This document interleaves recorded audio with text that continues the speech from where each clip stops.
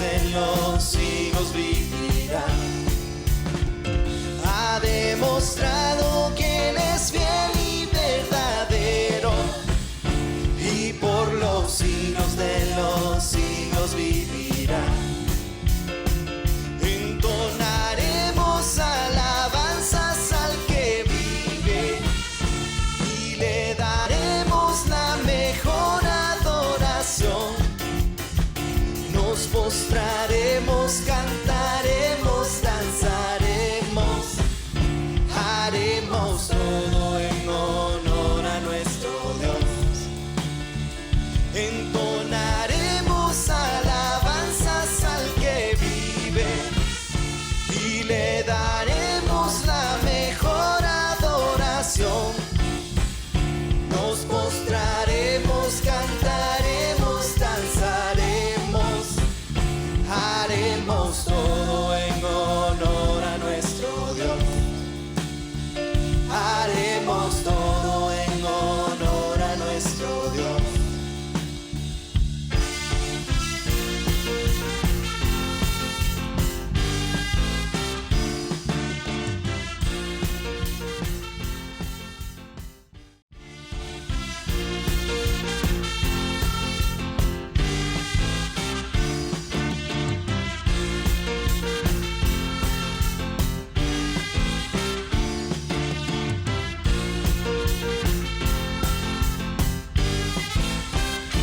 Nos reunimos hoy con cánticos de júbilo. Nos reunimos para darle gloria a Dios. Ha demostrado que Él es fiel y verdadero, y por los siglos de los siglos vivirá. Ha demostrado que Él es fiel y verdadero, y por los siglos de los siglos vivirá. Entonaremos alabanzas al que vive y le daremos. Amén. Dios les bendiga, hermanos. Es un privilegio nuevamente poder salir al aire para llegar a su hogar. La idea fundamental es ir desarrollando en nosotros la capacidad espiritual de tomar medidas y de tomar decisiones apoyados en el instructivo llamado la Biblia, la palabra de Dios, la Escritura. Esa es la idea de estar exponiéndonos continuamente a la palabra de Dios. Cuando alguien se expone continuamente a la palabra de Dios, sus criterios, sus conceptos, su conocimiento, su capacidad de tomar decisiones se apoya en una palabra que es de orden y de carácter eterno.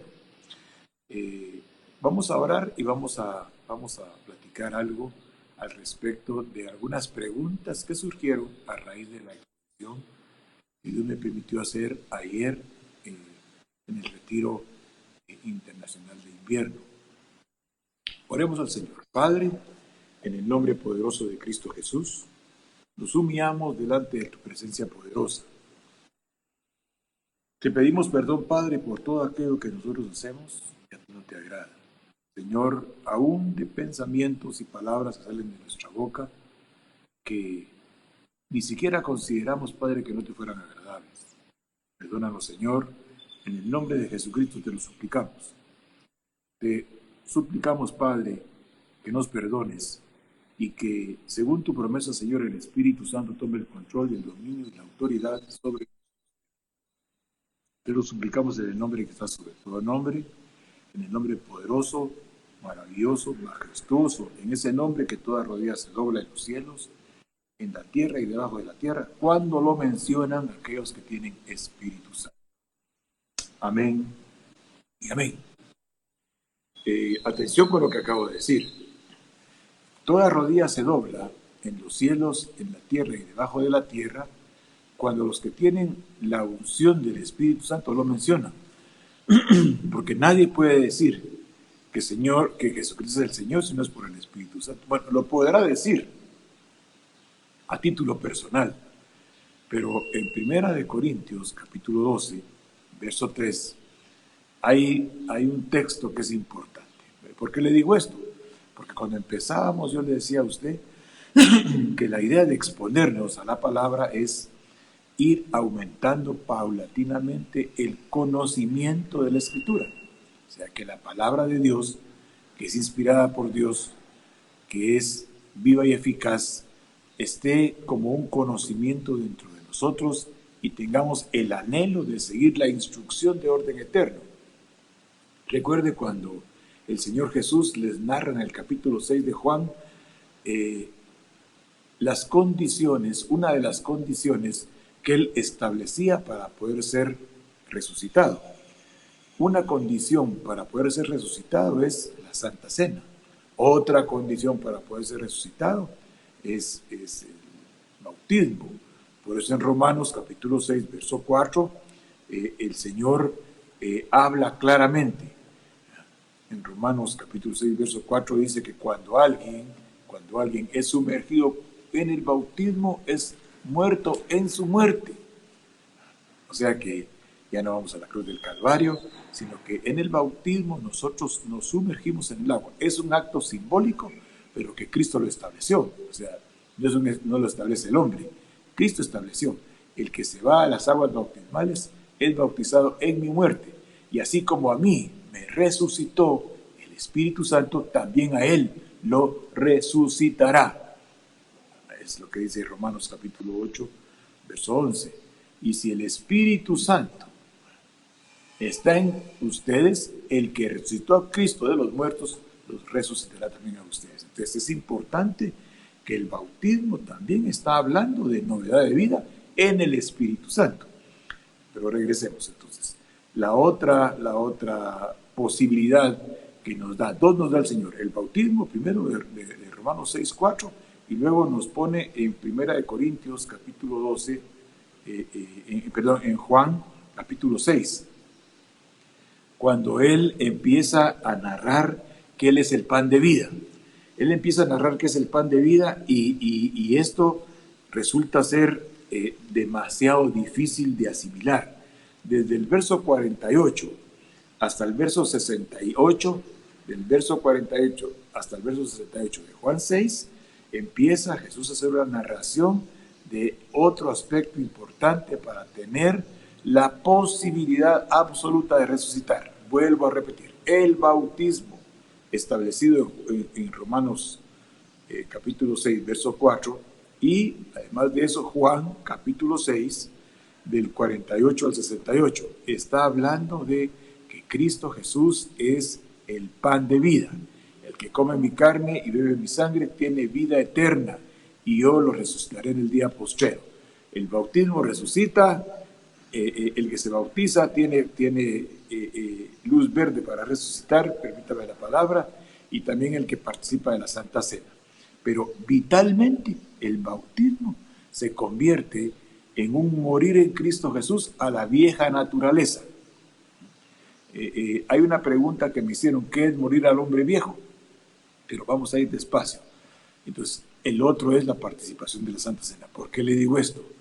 Porque nadie, mire, pues ahora vamos a ver algo más. Juan 1:12 dice: a los que le recibieron, a los que creen en su nombre, les dio la posibilidad de llegar a ser hijos de Dios. Estos, dice el verso 13 de Juan 1, no son engendrados ni de carne, ni de sangre, ni de voluntad de varón. Esto los engendró Dios. Ese engendramiento de Dios les da una categoría de seres espirituales. ¿Por qué de seres espirituales? Porque ahora dentro de ellos la naturaleza divina de Dios que los engendró está circulando. A raíz de esto, la exposición a la palabra, Juan capítulo 3, verso 3, Juan capítulo 3, verso 5, la exposición a la palabra y a la llenura del Espíritu Santo nos hace a unos ver el reino y a otros entrar dentro del reino. Todo el que recibe a Cristo puede ver el reino y puede entrar al reino, y tiene que participar de las aguas bautismales para morir a su vieja naturaleza delante de Dios y salir a novedad de vida. Esa novedad de vida es la vida nueva que ofrece el Espíritu Santo, que Cristo anunció en Juan 14:6 diciendo: yo soy el camino, yo soy la verdad, yo soy la vida. Para poder calificar para ese nivel, hay que recibir a Cristo. Luego de eso hay que sumergirse en las aguas bautismales para hacer un acto simbólico de que yo muero como Cristo murió al pecado. Aparte de eso, la participación del cuerpo y de la sangre de Cristo, que está escrito en Juan 6, del 48 al 68, todos estos textos nos hacen ver entonces que hay cosas que son básicamente elementales. Cuando entendemos esto, algunos sentidos espirituales se empiezan a habilitar. Muy bien. En el que se recuerda usted que cuando Cristo Jesús empieza a hablar de esto, de que Él es carne y que es sangre, y que para poder ir a la vida eterna, para que poder resucitar, hay que comer de la carne y de la sangre de Cristo. Y entonces desde ese tiempo, en el verso 66, capítulo 6 de Juan, algunos dice, desde entonces, dice el verso 66 del capítulo 6, el 666, Juan 6:66. Veámoslo por favor en la pantalla. ¿Por qué le digo esto? Porque el bautismo es difícil la mente natural no acepta, la mente natural no entiende, o puede hacer que lo vislumbra, o puede hacer que lo digamos, lo entiende en el ámbito intelectual, en el ámbito cognitivo, pero el sentido espiritual, solo humillándonos lo vamos a alcanzar, lo vamos a poseer. Por eso, cuando alguien se bautiza, está diciendo delante de Cristo, delante de Dios y delante del Espíritu Santo, yo voluntariamente muero a mi vieja naturaleza, imitando a Cristo en la cruz del Calvario, ya no con los horrores de la crucifixión, pero este acto simbólico le da la posibilidad de ser resucitado por Cristo. El que come del pan, el que come del pan y el que come de la sangre, también, el que toma la sangre y el que come el pan, también tiene garantía de resurrección. Hay personas que esto lo manejan, pero no lo pueden aplicar, porque el que lo aplica a través de uno es el Espíritu Santo. Escucha el verso, Juan 6:66. Desde cuando él habló de que él era comida, cuando él habló que él era pan, cuando él habló de estas cosas tan emocionantemente espirituales, dice el verso 66 de Juan 6. Desde entonces muchos de sus discípulos volvieron atrás y ya no andaban con él. ¿Qué le parece? Ahora, aquí tenemos que tener mucho cuidado, porque nos escandaliza eso. Cuando nosotros leemos, desde entonces, dice muchos, cuando oyeron lo que él narró, del verso 48 al verso 68 de Juan 6, algunos dijeron, no, ya nosotros no nos podemos plegar a esta instrucción, y ya no andaban con él. Y ahora, yo quiero que veamos algo que importante. Fíjese, hermano, que esa palabra andaban quiere decir esa palabra peripateo. Se la voy a escribir aquí atrás porque pusimos la pizarra. Peripateo.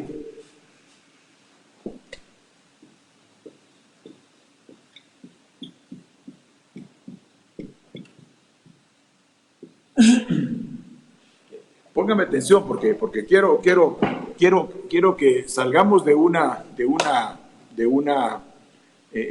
postura acomodativa sin darnos cuenta. Hay una postura acomodativa sin darnos cuenta. Yo le suplico que usted lea Juan 6 del 48 al 68. Y que también, si usted tiene tiempo, lea Juan 6, lea Romanos 6, verso 4. Todo Romanos 6 lea para empaparse del bautismo. Pero Romanos 6, 4. Y quiero que entendamos. Dice que cuando Jesús habló, las cosas que habló, de que su cuerpo era verdadera comida y su sangre era verdadera bebida, y que solo los que participaran de su cuerpo y de su sangre lo comieran, tendrían la opción, la posibilidad, la promesa de entrar a la vida eterna por resurrección. Para entrar a la vida eterna hay que resucitar, y para resucitar hay que tener el bautismo, hay que tener la Santa Cena, y además de esto hay que tener características y sentidos espirituales bien desarrollados, Estamos hablando de Hebreos 5:14, pero los sentidos espirituales bien desarrollados son los que ahorita estamos tratando, con la ayuda de la palabra, de transmitir. Dice, desde entonces muchos de sus discípulos volvieron atrás, de sus discípulos. Estamos hablando de que esto se constituyó un filtro, lo que él narró. Volvieron atrás. Ahora, y ya no andaban con él. La palabra andar es la palabra peripateo. Quiere decir andar alrededor de algo. Quiere decir moverse en mi propia opinión. La palabra peripateo. Andar alrededor. No con él, alrededor de él. No participaban con él, pero andaban alrededor de él. Andaban en su propia opinión. Peripateo es bien interesante. Ya no andaban con él. Uno pensaba que se fueron, ¿verdad? No. Andaban alrededor de él. Andaban en su propia opinión. Se conducían según sus nuevos conceptos o sus cerrados conceptos. Quiero que atendamos, porque muchos podemos estar en peripateo. Andar alrededor de Jesús, pero no estar involucrados. Por eso yo vuelvo a insistir. Las personas que se congregan y no participan activamente de su congregación, tienen que hacer el esfuerzo por participar de su congregación en todas sus actividades.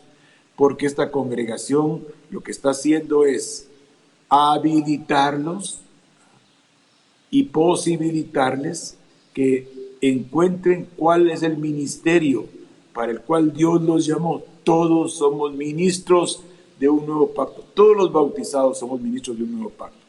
Quiero que regresar a esto. Cuando oyeron lo que Jesús dijo, Juan 6:66, ya no andaban con él. Les pareció palabra demasiado dura y eran discípulos. Recuerde que un discípulo es un seguidor. Un discípulo es alguien que se sienta a escuchar la instrucción. Un discípulo es alguien que tiene ya bastante instrucción que lo ha motivado a seguir oyendo. O sea que la exposición de la palabra motiva a la gente a seguir oyendo. Quiero que ponga atención. Cuando uno lee 6:48 de Juan al verso 65, ellos, acto seguido, verso 66, sus discípulos, algunos discípulos ya no andaban con él. Entonces les dijo Jesús a los que quedaban, en el verso 67, dijo entonces Jesús a los 12, ¿quieren acaso ustedes también marcharse?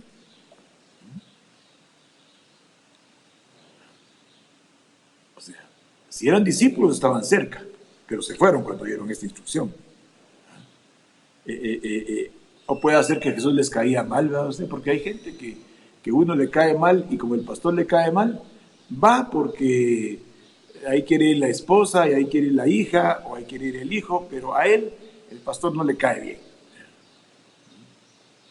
Y tiene razón, cuando el pastor empieza a predicar de él, de su familia, y empieza a poner sus propias opiniones de que cómo debe de vivirse el evangelio, tiene derecho que le caiga mal el pastor.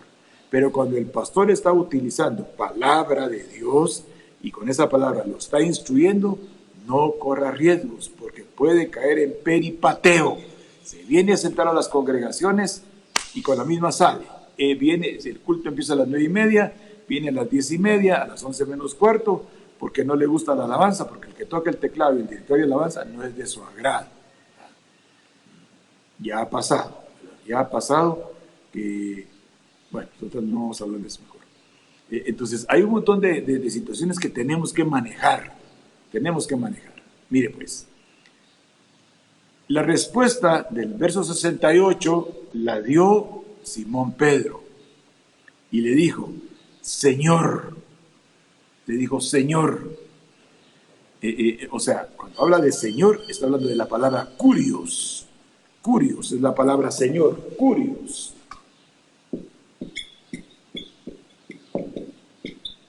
Esa palabra kurios en griego quiere decir Señor, quiere decir autoridad. Esa palabra kurios es bien interesante porque no es una palabra simple. ¿Verdad? Le dijo Señor, o sea, le dijo autoridad, le reconoció autoridad. Es un sustantivo que designa al dueño de algo. Esta palabra es interesante, está hablando del amo, del que todo lo controla. Es un título de respeto. Está diciendo de maestro. Bueno, yo creo que está claro ahí.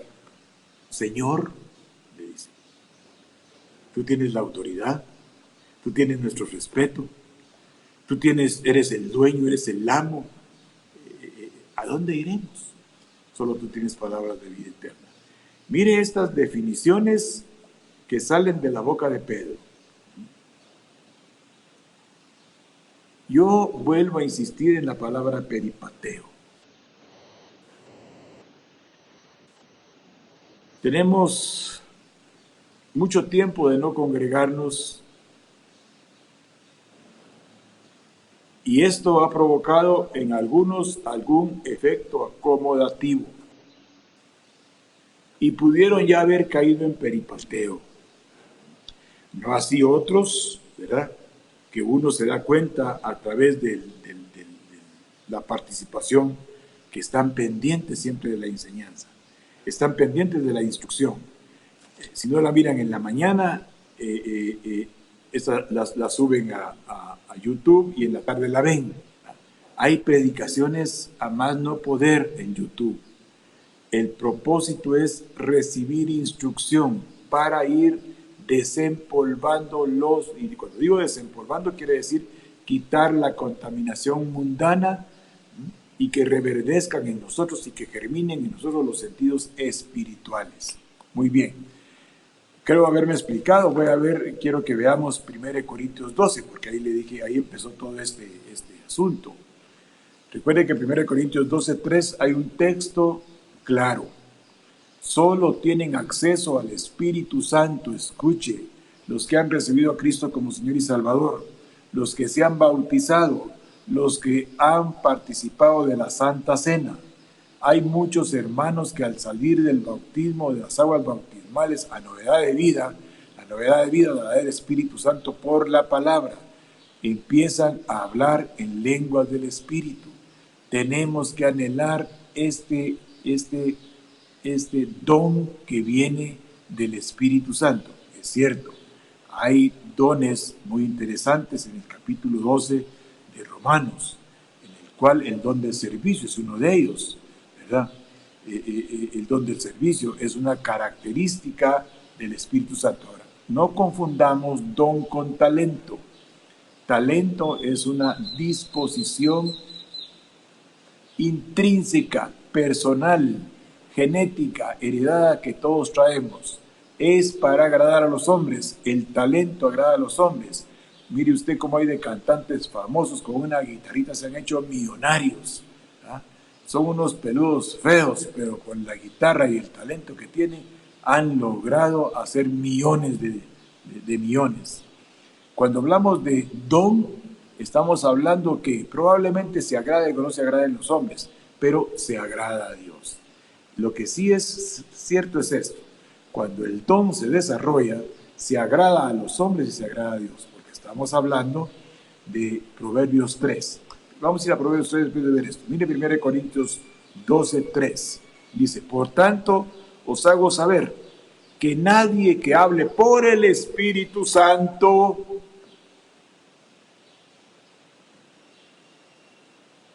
llama anatema a Jesús. Ya voy a explicar esto. Y nadie puede llamar a Jesús Señor sino por el Espíritu Santo. Vamos a darle una desmenuzadita al verso, pero así superficial. Dice: por tanto, les hago saber que nadie que hable con la unción del Espíritu Santo puede menospreciar, puede menoscabar, puede tener en poco la obra de Jesucristo. Esa palabra anatema es una palabra que habla de que no se entiende el sacrificio de Cristo. Esa palabra anatema habla de que el sacrificio de Cristo no es entendido. Esa palabra anatema habla de una asociación sutil con el pecado. Por eso insistí en peripateo. El que no está conmigo está contra mí. Por eso ahora que regresemos a las congregaciones, porque yo calculo que a mediados de julio, si Dios lo permite, o principios de agosto, vamos a estar retornando a las congregaciones, a los templos. Tenemos que venir con una calidad espiritual diferente. Tenemos que venir en modo Espíritu Santo, perdonen la palabra tan popular. Tenemos que venir nosotros sabedores dentro de nosotros que si tenemos Espíritu Santo no podemos menospreciar ninguna actividad congregacional, porque el que tiene Espíritu Santo no tiene en poco ninguna obra de Cristo Jesús. Esa es la palabra anatema. Tener en poco las obras de Cristo Jesús, asociarse con el pecado, no entender el sacrificio de Cristo. Esta palabra anatema tiene una connotación de orden negativo. Inclusive es hasta una maldición. O sea, maldición quiere decir mal, ¿verdad? Maldición quiere decir fracasar.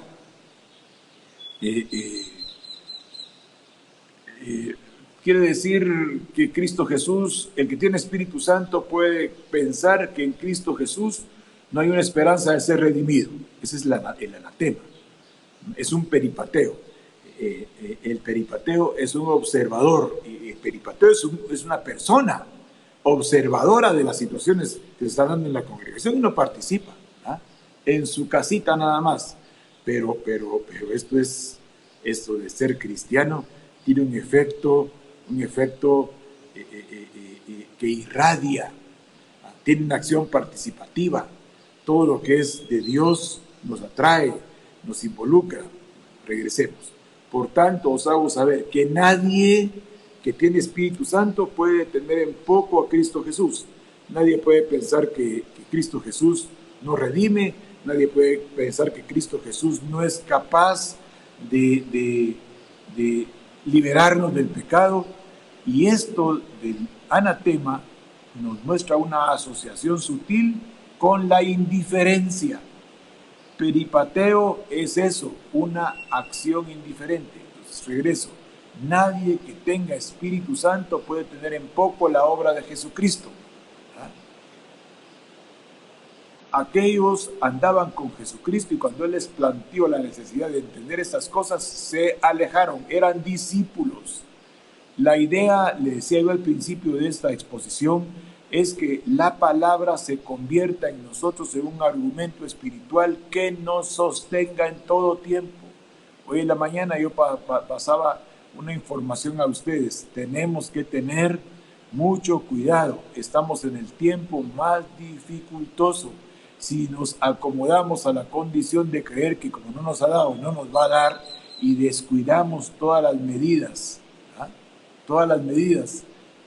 simples de lavarse la mano, de usar mascarilla, de mantener un alejamiento con la persona que estamos platicando. Si estos detalles los perdemos, hay gente joven que padece la enfermedad, pero que no, es decir, que tiene la enfermedad, pero que no tiene los signos ni los síntomas. Tenemos que tener mucho cuidado en nuestras relaciones sociales. Y si nos acomodamos, es lo que estábamos viendo el día de ayer, 391 casos. Este acomodamiento de creer y dejarnos llevar por informaciones falsas que no surjan de las autoridades establecidas, esto provoca un crecimiento desmedido de la enfermedad. Ahorita en Estados Unidos hay más de 1,5 millones de contagiados. Esas manifestaciones que ellos tienen, algunos sin mascarilla, va a suceder lo mismo que pasó en Pensilvania en 1918 con la H1N1. A raíz de la algarabía que los sacaron del encierro, hicieron una gran manifestación pública y se volvió a reactivar H1N1. Eso nos puede pasar aquí. Seamos prudentes. ¿Por qué estoy mencionando eso? Porque como nosotros no vemos absolutamente nada, porque nuestros sentidos espirituales están cerrados, eso es lo que pretende la palabra, despertar sentidos espirituales y estar vigilantes en todo tiempo, estar atentos, estar pendientes. Un discípulo no deja de estar prendido a la instrucción y cuando tiene dudas pregunta. Fíjense, hermanos, que hubo varias preguntas que se hicieron, pero yo quiero repetir el verso. El que tiene Espíritu Santo no puede ni pensar siquiera que la obra de Jesucristo no es verdad. No puede aducir que la obra de Jesucristo es según su propia opinión. El que tiene Espíritu Santo se da cuenta que la obra de Dios y el trabajo de los ministros tiene como propósito fortalecer, establecer, preparar para que cuando vengan las adversidades, las dificultades, esté firme. Por eso mencionaba yo en la mañana en el chat de Montejericín, segunda de Crónicas 7:14. Si se humilla, la palabra humillarse quiere decir depender de Dios, reconocer que Dios es el único que tiene la posibilidad de sostenernos en todo tiempo. Ahí es curioso lo que dice: si humillaren mi pueblo y oraren y se arrepienten de todo lo que no están haciendo correctamente, de todo su peripateo de andar tan alejados de las cosas de Dios, entonces yo, dice, sanaré su tierra. Muy bien, hermanos. Quería mencionarles el capítulo 3 de Proverbios. ¿Por qué lo vamos a mencionar? Porque vamos a Proverbios. Vamos a Proverbios. Recuerde, vamos a ver primero Proverbios capítulo 1. Solo quiero que se dé cuenta que toda la escritura orienta a que nosotros, Hebreos 5:14, maduremos. Maduremos quiere decir, un joven puede ser maduro. La madurez a la que se refiere es que el conocimiento lo inclina voluntariamente a hacer lo que Dios le pide. Eso es la madurez en el mundo espiritual. Yo conozco la escritura, me humillo, dependo de Dios. Humillarse es depender de Dios. Humillarse es depender de Dios. El orgullo es depender de mí mismo. En el campo teológico, humillarse es depender de Dios. En el campo mundano, el antagónico es el orgullo. Dependo de mí mismo. Lo que yo creo, lo que yo digo, nadie me puede enseñar. Miren lo que dice Proverbios 1, que sale al paso para todos los que somos y nos creemos sabijondos. Miren lo que dice: los proverbios de Salomón, hijo de David, rey de Israel. Capítulo 1, verso 1 de Proverbios. Para entender sabiduría y doctrina, para conocer razones prudentes, para recibir el consejo de prudencia, para recibir el consejo de prudencia, justicia, juicio y estabilidad, para dar sagacidad a los simples y a los jóvenes inteligencia y cordura.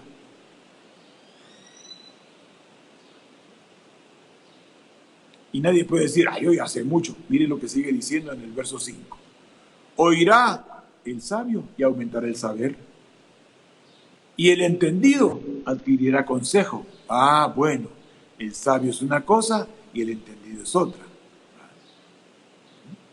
El sabio es una cosa y el entendido es otra. Yo puedo ser entendido.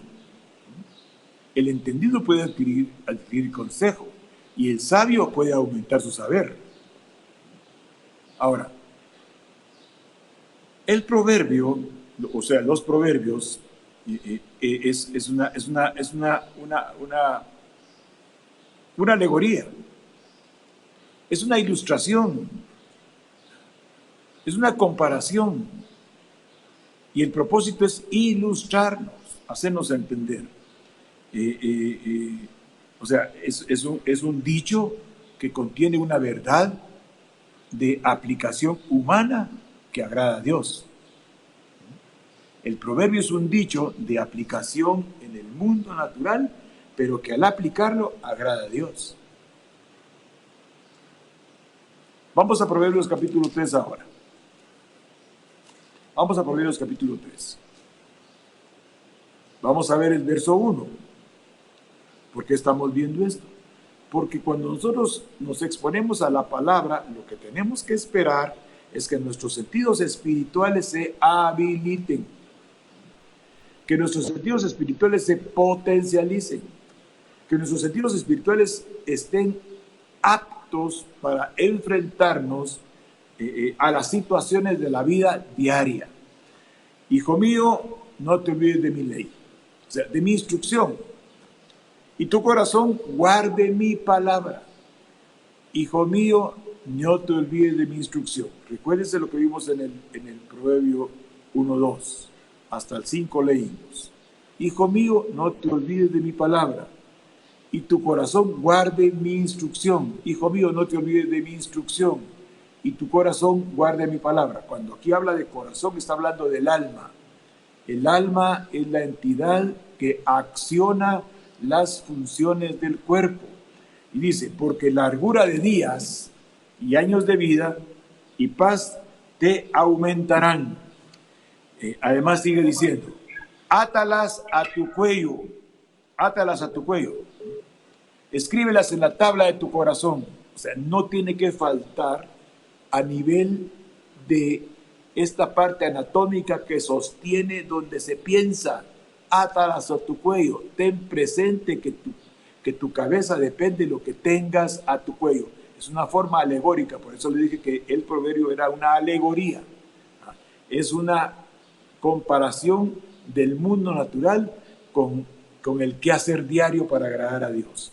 Dice, escríbase en la tabla de tu corazón, verso 4 del capítulo 3 de Proverbios, y hallarás gracia y buena opinión ante los ojos de Dios y de los hombres. Fíate de toda tu alma y no te apoyes en tu propia prudencia. Reconoce a Dios en todos tus caminos y Él enderezará tus veredas. Entonces, únicamente los que tienen Espíritu Santo de Dios dentro de ellos pueden llamar Señor al Señor Jesucristo. Únicamente el que tiene Espíritu Santo puede llamar Señor al Señor Jesucristo. Recibí a Cristo, me bauticé, participé de la Santa Cena. Ahora me expongo a la palabra. ¿Por qué me expongo a la palabra? Vamos a Hebreos capítulo 5.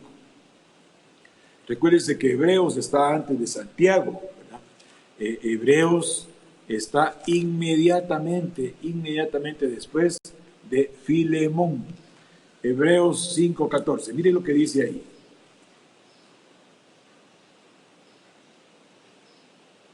Yo voy a leer del verso 12 al 14. Yo recibí a Cristo, creo que en octubre de 1989. 89, 99, 2009, 2019, casi 31 años. Yo tendría que saber esto de memoria. O sea, tener todo adentro de mí para que el Espíritu Santo agarrara la palabra oportuna y la pusiera a vivir. No cabe duda que he sido sabio en mi propia opinión en muchas cosas. Indudablemente no la he tenido escrita en la tabla de mi corazón, porque sigo cometiendo errores. Sigo participando muchas veces del pecado. Gloria a Dios que no hay uno perfecto. Si los galardones que se habla en las 7 iglesias de Apocalipsis los tuviera yo aquí, sería un general espiritual insoportable. Miren lo que dice Hebreos 5:12. Porque debiendo ser ya maestros, estoy hablando de mí, después de tanto tiempo, tenéis necesidad de que se os vuelva a enseñar cuáles son los primeros rudimentos de las palabras de Dios. Y habéis llegado a ser tales que tenéis necesidad de leche y no de alimento sólido.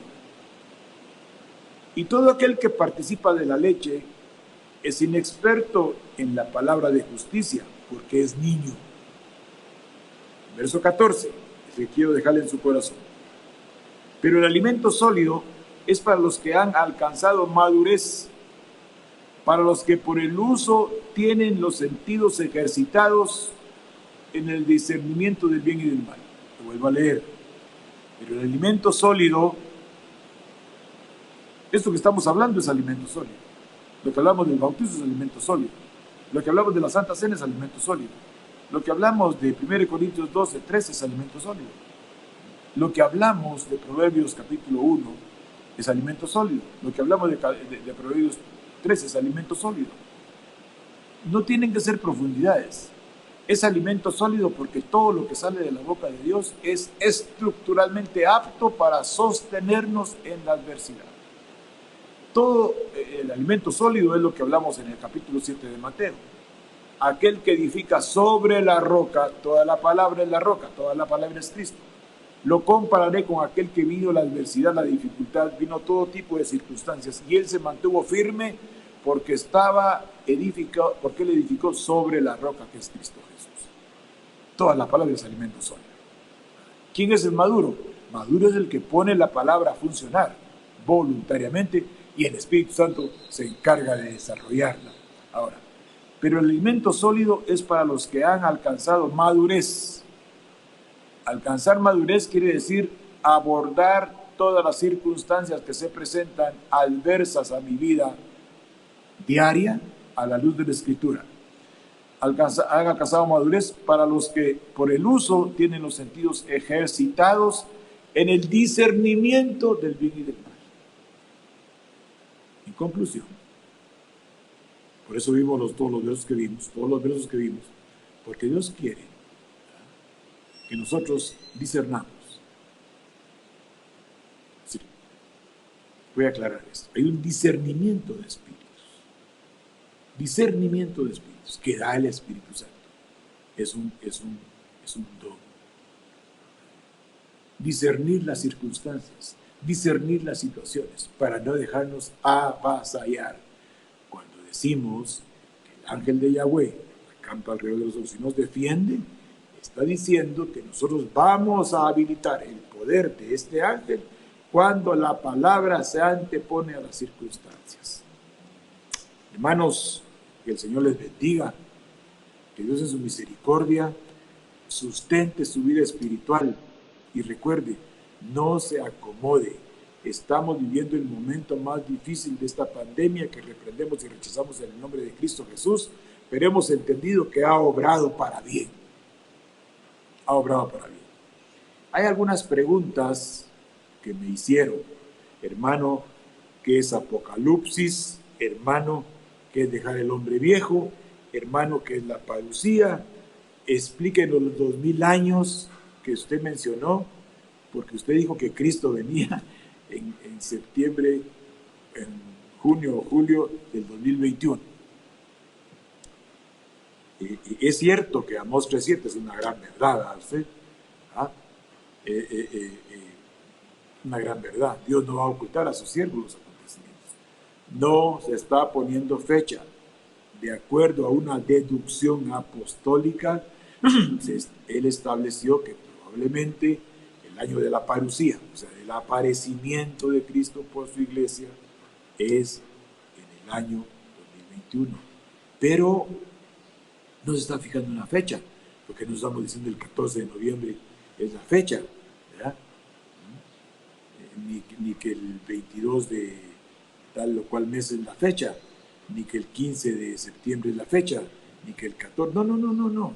Pero cuando veamos estas cosas, levantad vuestras cabezas, y que toda la instrucción nos haga ser dignos delante de Dios. Yo creo que no vamos a poder responder las preguntas, pero el día domingo, que tenemos Santa Cena, voy a tratar con la pizarra de hacer esta línea de tiempo del año 33 y medio al año 2033 y medio. ¿Para qué? Para que usted vea de dónde se sacó el 2021, ¿verdad? Y qué quiere decir la palabra Apocalipsis y quiénes fueron los siervos que hablaron del Apocalipsis, ¿verdad? Porque hay textos que hablan de esto. Y vamos a ver si mencionamos los 15 versos de la parucía.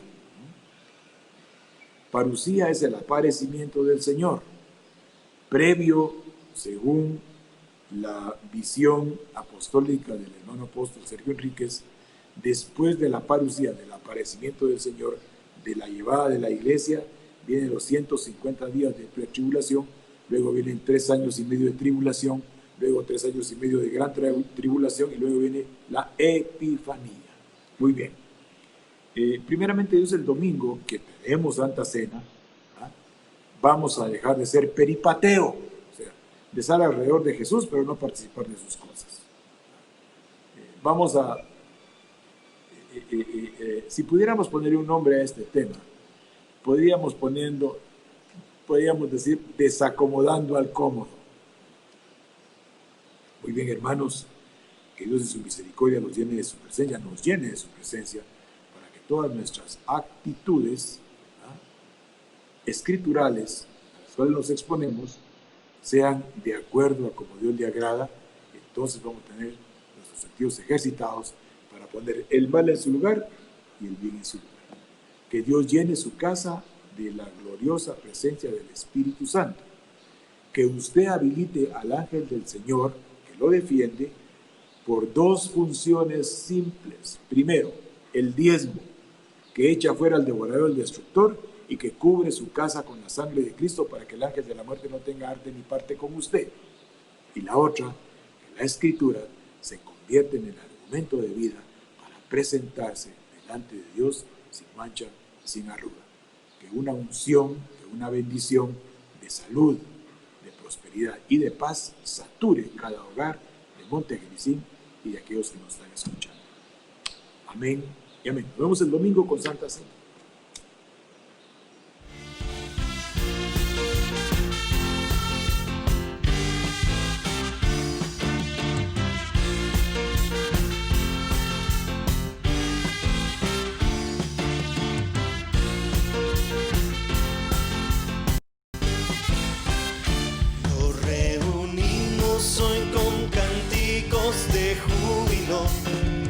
Nos reunimos para darle gloria a Dios. Ha demostrado que Él es fiel y verdadero, y por los siglos de los siglos vivirá. Ha demostrado que Él es fiel y verdadero, y por los siglos de los siglos vivirá. Entonaremos alabanzas al que vive y le daremos la mejor adoración. Nos postraremos, cantaremos, danzaremos, haremos todo en honor a nuestro Dios. Entonaremos alabanzas al que vive y le daremos la mejor adoración. Nos postraremos, cantaremos, danzaremos, haremos todo en honor a nuestro Dios. Haremos todo en honor a nuestro Dios.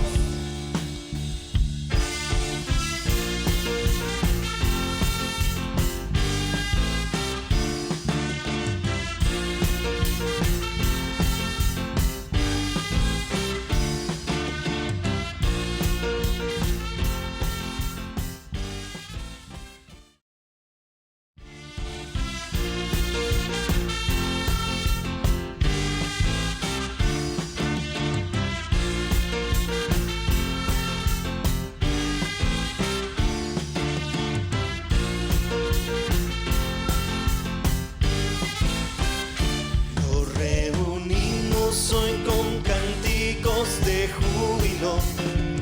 Nos reunimos para darle gloria a Dios. Ha demostrado que Él es fiel y verdadero, y por los siglos de los siglos vivirá. Ha demostrado que Él es fiel y verdadero, y por los siglos de los siglos vivirá. Entonaremos alabanzas al que vive y le daremos la mejor adoración.